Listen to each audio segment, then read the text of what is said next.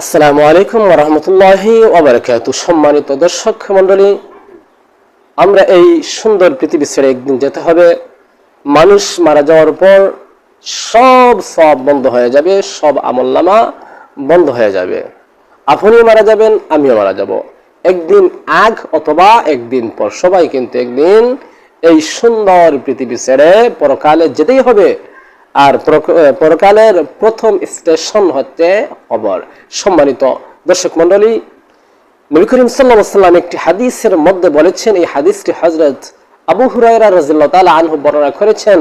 এই হাদিসের মধ্যে নবী করিম সাল্লাল্লাহু আলাইহি ওয়াসাল্লাম বলেছেন, ইজা মাতাল ইনসানু কাতা আনহু আমালুহু ইল্লা মিন সালাসাতি আশিয়া। মানুষ যখন মারা যায়, মানুষ মারা যাওয়ার পর তার সমস্ত আমল, সমস্ত সওয়াব বন্ধ হয়ে যায়, কিন্তু তিনটি আমল ব্যতীত। সেই তিনটি আমল সম্পর্কে হাদিসের মধ্যে নবী বলেছেন, ইল্লা মিন সালাসাতি আশিয়া। এক নম্বর হলো মিন সাদাকাতিন জারিয়া, সদকায়ে জারিয়া, যে সদকা দান করলে আপনি কবরে শুয়ে শুয়ে সেই সদকার সওয়াব পাবেন।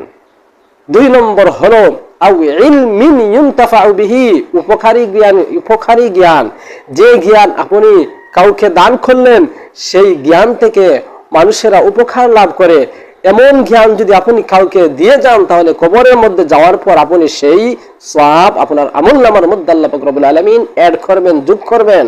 এবং তিন নম্বর যে আমল, সেই আমল হচ্ছে, তিন নম্বর যে বিষয়, সেটি হচ্ছে আওয়ালাদুন সালিহ ইয়াদউ লাহু, আওয়ালাদুন সালিহ অর্থাৎ নেক সন্তান। যেই সন্তান আপনি দুনিয়ার মধ্যে রেখে গেছেন, নেক সন্তান, মানে মা বাবা মারা যাওয়ার পর আওয়ালাদুন সালিহ ইয়াদউ লাহু, তার জন্য কি করে? দোয়া করে।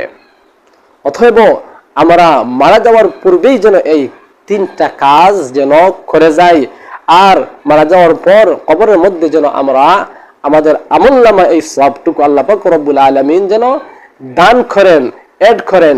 এই সবাই ভালো থাকবেন, সুস্থ থাকবেন। আসসালামু আলাইকুম ওয়া রাহমাতুল্লাহি ওয়া বারাকাতুহু।